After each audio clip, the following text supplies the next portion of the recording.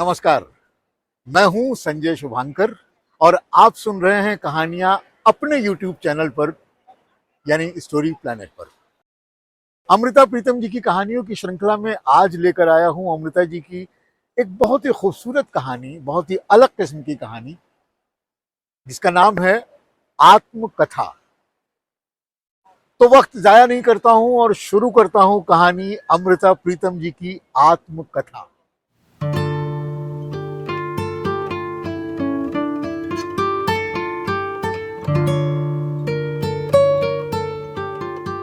मेरा ऊपर का धड़ साबुत है, पर मेरी टांगें चूहों ने काट ली हैं और इसीलिए मैं जहां पड़ा हूं वहां से हिल भी नहीं सकता। मेरी दाईं ओर खरबूजों के कुछ छिलके पड़े हुए हैं और बाईं ओर बासी रोटी का टुकड़ा है, और मेरे आगे पीछे किसी ने जूठे बर्तन साफ करके राख बिखेर दी है। अभी अभी एक भूख की मारी हुई गाय इधर से गुजरी थी। उसने अपनी जबान से मुझे सिर से पैर तक चाटा और फिर मुझे एक बेकार की चीज समझकर छोड़ दिया। खरबूजों के छिलके उसे बड़े काम के लगे और उसको चबाने लगी। और फिर कुछ देर बाद एक मरियल सा कुत्ता आया और अपनी पूंछ हिलाते हुए मुझे सिर से पैरों तक सूंघने लगा, और उसे भी मैं बिल्कुल व्यर्थ की चीज लगा और वो मेरे पास पड़ी हुई रोटी के टुकड़े को चबाने लगा। और फिर मुंडेर पर बैठा हुआ एक कौवा मेरी तरफ इस तरह उड़कर आया कि किसी गोरी ने अपने प्यार की प्रतीक्षा करते हुए उसके लिए चूड़ी डाल दी हो। पर मुझे चोंच मारते ही कौवे का भ्रम जाता रहा और वो मुझे छोड़कर इर्द गिर्द बिखरी हुई राख में से चनों को खोजने लगा। इस तरह मैं जहां पड़ा हूं वहीं पड़ा हुआ हूं। वैसे मरते समय या तो लोग दान पुण्य करते हैं या वसीयत करते हैं, पर मैं क्या करूं? मैंने जिंदगी में कोई पाप भी नहीं किया है कि मैं मरते समय जल्दी से जल्दी कोई पुण्य कर लूं, और ना ही मेरी कोई संतान है जिसके नाम पर वसीयत करूं, और साथ ही मैंने जिंदगी में लोगों की मेहनत को चुराकर कोई खजाना भी नहीं भरा है कि मरते समय किसी भाई भतीजे को उसकी रखवाली पर बिठा जाऊं। हाँ, वैसे कई लोग मरते समय अपनी आत्मकथा लिखते हैं, वो मैं लिख सकता हूं। वैसे मैं जानता हूं कि मैं दुनिया का कोई महापुरुष नहीं हूं। मैं तो एक मामूली सा नक्शा हूं, एक छोटे से घर का नक्शा। पर यह मैं आपको विश्वास दिलाता हूं कि मैं गांधी की तरह आदर्शवादी हूं, गोरकी की तरह यथार्थवादी। और इसीलिए मैं सोचता हूं कि मुझे मरने से पहले अपनी आत्मकथा जरूर लिखनी चाहिए। मेरे मालिक ने मुझे इस स्थान पर फेंकते समय अपनी वो कॉपी भी साथ में फेंक दी थी, जिस पर वो मोहब्बत के गीत लिखा करता था और जिसमें अब भी कई पृष्ठ खाली हैं। और उसने अपनी कलम भी फेंक दी थी, जिसमें अब भी काफी स्याही भरी हुई है। सो मैं इस कलम से इस कॉपी के खाली पृष्ठों पर अपनी आत्मकथा लिखता हूं। एक बार एक अत्यंत सुंदर मर्द ने एक अत्यंत सुंदर औरत को देखा था, और उसका दिल अपने हाथ में एक पेंसिल लेकर कुछ कुछ लकीरें खींचने लगा था। बस वही लकीरें मेरी लकीरें थी, एक छोटे से घर के नक्शे की लकीरें। वो रोज रात को सपनों में इन लकीरों को संवारता रहता था कि अचानक एक दिन उसे वर्दी पहनकर उस जगह पर जाना पड़ा जहां दिन रात बंदूकों की आवाजें आती रहती थी। लोगों की चीत्कारों से मेरे कान फटते थे, लेकिन फिर भी मैंने अपने मालिक के जहन में एक कोना ढूंढ लिया था और वहां चुपचाप पड़ा रहता था। एक दिन मेरे मालिक की खूबसूरत छाती में एक गोली आई थी, और वो तड़पते हुए मुझसे कहने लगा कि तुम जल्दी यहां से चले जाओ, इस बारूद के धुएं में तुम्हारी सांस घुट जाएगी। तुम वहां चले जाओ जहां कोई किसान अपने हाथों से बीज बिखेरते हुए जिंदगी के सपने उगाता है, या वहां जहां मजदूर सिर पर टोकरी उठाए हुए जिंदगी के सपनों का निर्माण करता है।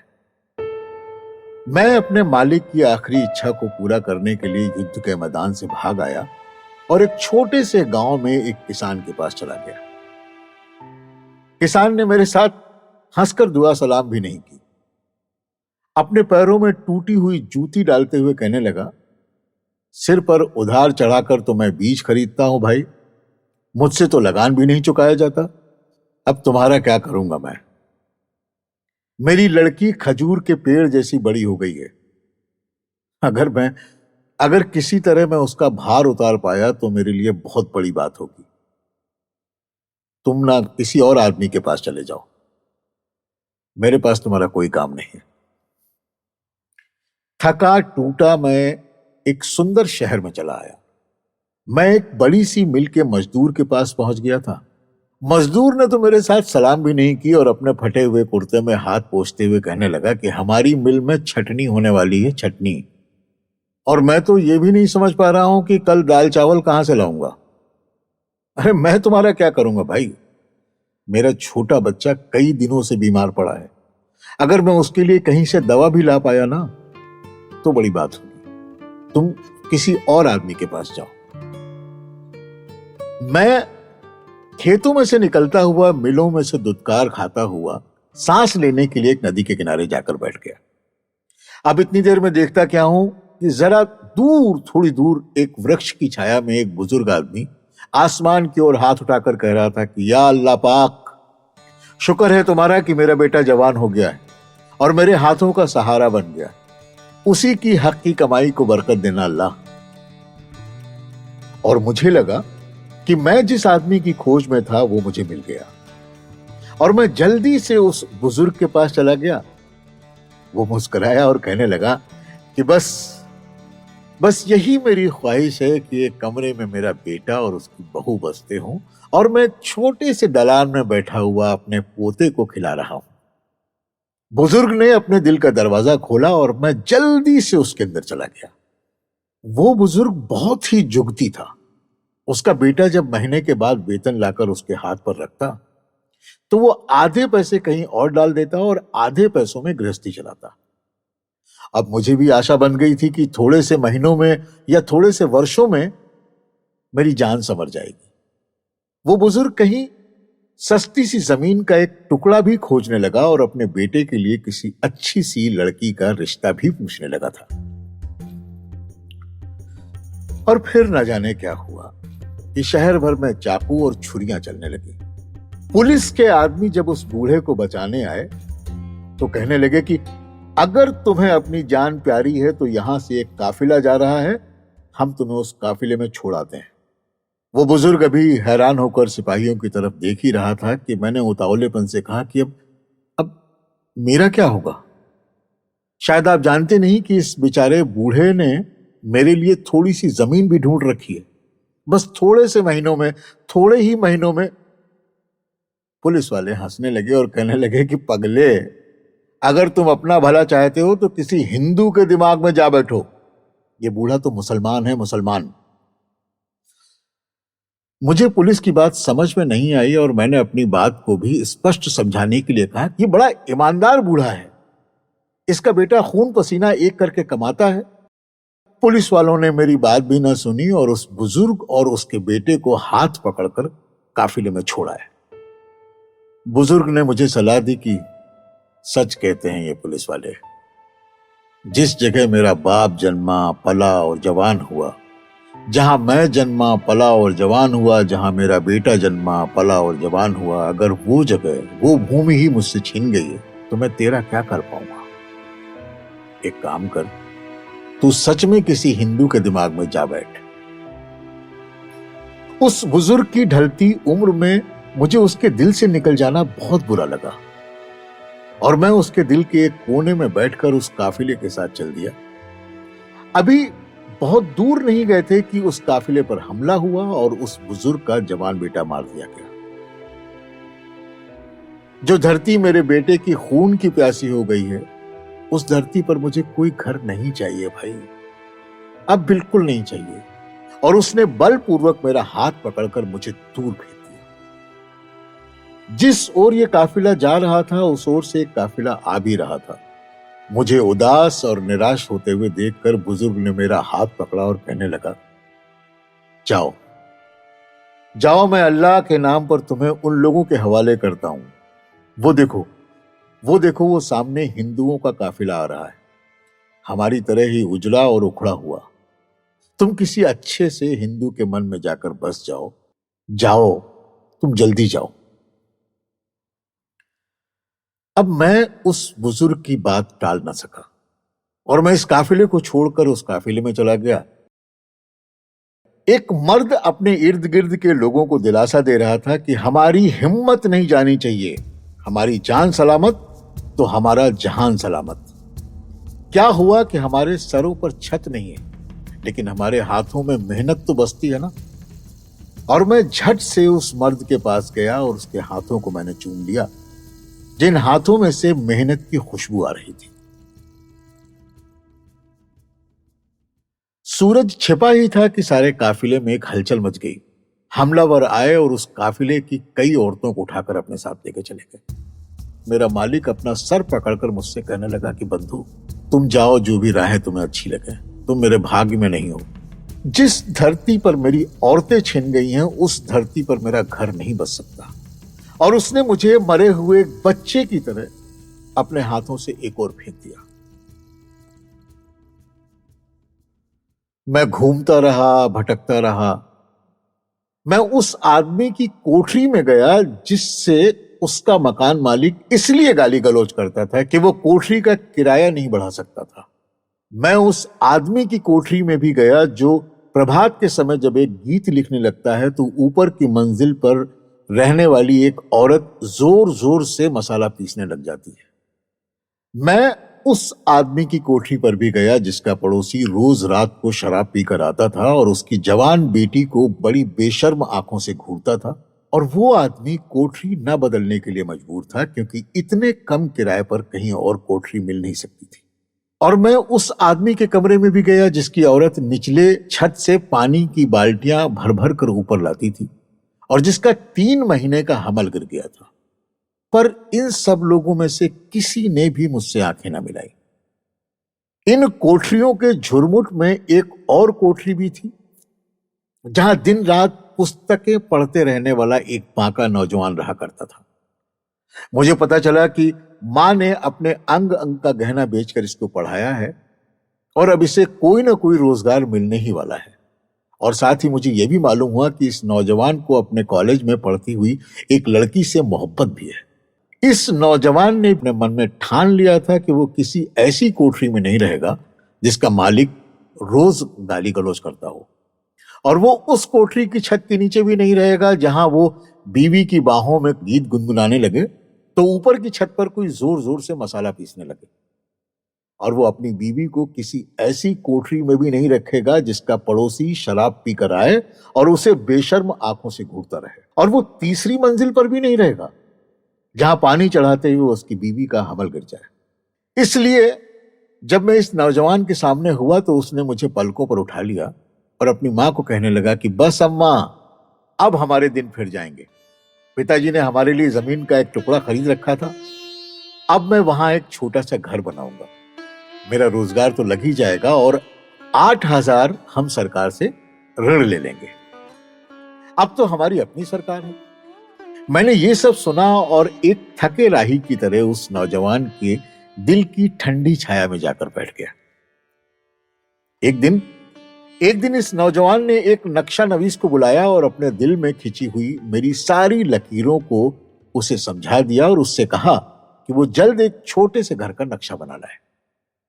एक अर्जी उसने सरकार को दे दी कि उसे मकान बनाने के लिए ऋण चाहिए और दर्जनों अर्जियां उसने कई सरकारी दफ्तरों में दी कि उसे जल्दी से जल्दी कोई रोजगार मिल जाए। मैंने पहली बार किसी पेंसिल का मुंह चूमा और पहली बार किसी कागज का आलिंगन किया। नक्शा नवीस ने मुझे अत्यंत सुंदर नीले कागजों में लपेट लिया और मेरे मालिक से कहने लगा कि 30 रुपया नक्शा बनवाई और 30 रुपए कमेटी वालों के और 30 रुपया नक्शा पास कराने के। मेरे मालिक ने नक्शे वाले को पैसे दे दिए, कमेटी वालों की फीस भर दी, पर उसने नक्शा पास कराने का न कुछ दिया न उसका देने का मन था और कहने लगा कि मैं एक स्वतंत्र देश का स्वतंत्र नागरिक हूं। अपने देश में घर बसाना मेरा अधिकार है और अगर मेरे घर का नक्शा कमेटी के नियमानुसार ठीक है तो वो अवश्य पास होना चाहिए। नक्शा नवीस ने उसे बहुत समझाया लेकिन मेरे मालिक के हठ को अपने सिद्धांतों का मान था। खैर, मैं एक फाइल में लगकर कमेटी के दफ्तर में दाखिल हो गया। कई महीने गुजर गए और मैं कमेटी के दफ्तर में पड़े पड़े अकड़ने लगा।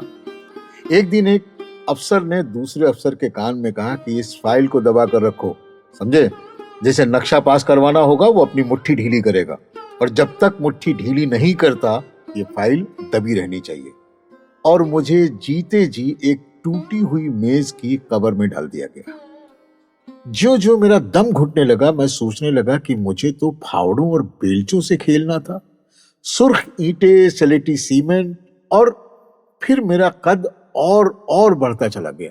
मेरी रेखाएं उभरती जाती, मजदूर औरतों के लाल पीले दुपट्टे हवा में उड़ते, चांदी की चूड़ियां मेरे कानों में खनकती, कांच की चूड़ियां मेरे चारों ओर भांवरे डालती और मजदूरों के शरीर में से मेहनत के पसीने की महक आती थी। और फिर मेरा मालिक अपनी प्रेमिका की कमर में हाथ लपेटकर मेरी ओर संकेत करके कहता, हमारा घर, हमारा अपना घर। और फिर मेरा मालिक अपनी बूढ़ी मां को अपने हाथ का सहारा देकर मेरी ओर लाता और कहता कि अम्मा, अम्मा, तूने मुझे बहुत मुसीबतों में पाला है। देख देख, मैंने तुम्हारे लिए घर बना लिया है। और फिर मेरे मालिक की आंखों में एक नन्हा सा बालक खेलने लगता। पर मैं तो जीते जागते ही एक टूटी हुई मेज की कब्र में पड़ा हुआ था। और फिर एक दिन मुझे ऐसा लगा कि जैसे कोई धीरे धीरे मेरी कब्र खोद रहा है। मैंने कान लगाकर सुना, मैंने अपना सारा ध्यान एकाग्र किया। दिल में आशाएं बनने लगी कि शायद, पर हाय, ये तो चूहे थे कमबख्त जो मेरे पैरों को कुतर रहे थे, मेरी एड़ियों को कुतर रहे थे, मेरे घुटनों को कुतर रहे थे और मेरी आशाओं को कुतर रहे थे। और फिर कयामत का दिन आ गया। कमेटी का एक अफसर इजराइल फरिश्ते की तरह हमारे सामने आकर खड़ा हो गया और उसने अपने मुंशी को हुक्म दिया कि ये सारे के सारे जो नक्शे हैं ना, इन्हें मालिकों को लौटा दिया जाए। ये नक्शे पास नहीं हो सकते क्योंकि इन्हें चूहे कुतर गए। और मैं रेंगते रेंगते अपने मालिक के पास पहुंच गया। नक्शा नवीस ने मेरे मालिक से बड़े तजर्बेकार के अंदाज में कहा कि मैंने कहा था ना, आप चाहे सिद्धांत के जितने ही इंजन इनके आगे जोड़ दीजिए, लेकिन चांदी के पहिए के बिना ये गाड़ियां चलती नहीं हैं। मेरे मालिक की आंखें भर आईं और मैंने मिन्नत से कहा कि चलो, अगर मेरे भाग्य में इस धरती पर पैर रखना ही नहीं लिखा है तो मुझे पहले की तरह अपने दिल में ही बिठा लो, अपने दिमाग में ही रख लो। अब तो तुम्हें मैं वहां भी नहीं रख सकता। मेरे मालिक ने एक लंबी सांस खींची और कहने लगा, क्योंकि वहां भी बहुत से चूहे पैदा हो गए हैं। तुम्हारा नीचे का धड़ पहले ही कुतरा जा चुका है, वहां ऊपर का धड़ भी कुतर दिया जाएगा। तुम्हारे दिल और दिमाग में चूहे? हाँ मेरे दोस्त, जिस तरह ये कमेटी वाले ऐसे चूहे पालते हैं जो घरों के नक्शे कुतर जाते हैं, इसी तरह ये समाज वाले भी ऐसे चूहे पालते हैं जो सपनों के नक्शे कुतर जाते हैं। तो मैंने पूछा कि अच्छा, तुम्हारे ऋण की अर्जी का क्या हुआ? सरकार ने जांच पड़ताल की थी। मेरे पास पहले से मेरा कोई अपना घर तो नहीं है, मेरी मां के पास अपना घर तो नहीं है, मेरे पिता के पास कोई अपना घर तो नहीं है। हिंदू परिवार क्योंकि संयुक्त परिवार समझा जाता है, इसलिए मेरे किसी भाई बंधु के पास कोई अपना घर तो नहीं है। और साथ ही मेरे दादा परदादाओं को विरासत में कोई घर तो नहीं मिला है। वैसे मैंने सरकार को विश्वास दिला दिया था कि जब से बंदर नस्ल में से इंसान पैदा हुआ है, तब से लेके आज तक मेरे नाम या मेरे परिवार या मेरे घर वालों के नाम कोई भी घर नहीं है। फिर भी उन्होंने न जाने मेरी अर्जी को किस तरह की अफीम खिला दी कि वो किसी मेज के खाने में जाकर सो रही है। अच्छा, फिर मैंने पूछा कि वो तुम्हारे रोजगार की अर्जी? वो इस तरह बन गई थी जैसे कोई कुंवारी लड़की वर ढूंढते ढूंढते ही बूढ़ी हो जाए। अच्छा, और वो तुम्हारी मोहब्बत की अर्जी? उस लड़की का बाप कहता है कि जिसके पास घर नहीं है, रोजगार नहीं है, उसे मोहब्बत करने का कोई अधिकार नहीं है। और इसके बाद मेरे मालिक ने बड़ी इज्जत से मुझे एक घोड़े पर लाकर रख दिया और स्वयं अपनी जमीन का दौरा करने चल पड़ा, जिसे बेचकर उसे चूल्हे में आग जलती रखने के लिए कुछ लकड़ियां खरीदनी थी। मैंने घबरा कर जाते हुए मालिक को आवाज दी। मेरे मालिक ने 1 मिनट ठिठक कर मेरी ओर देखा तो उसने बड़ी शांति से उत्तर दिया कि अगर तुम्हें अपनी इतनी ही चिंता थी तो तुम्हें किसी सेठ या व्यापारी के मन में जाकर बसना था। फिर तू एक छोटा सा घर तो क्या, महल तक बन जाता, महल। तुम मुझे गलत समझ रहे हो मेरे मालिक। मैं तो सिर्फ उस आदमी के छोटे से घर का नक्शा हूं जिसके 10 नाखूनों में कहते हैं ना कि बरकत होती है।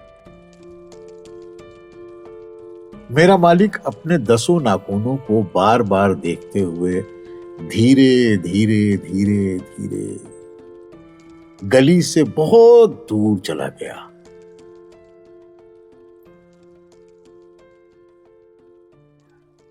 तो ये थी अमृता प्रीतम जी की कहानी, आत्मकथा।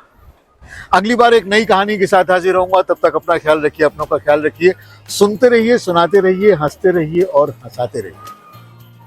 और हाँ, अगर आपको कहानी अच्छी लगी तो हमारे चैनल को सब्सक्राइब करना, लाइक करना और कमेंट करना मत भूलिएगा, क्योंकि हमें आपकी प्रतिक्रियाओं का बड़ी बेसब्री से इंतजार रहता है। धन्यवाद।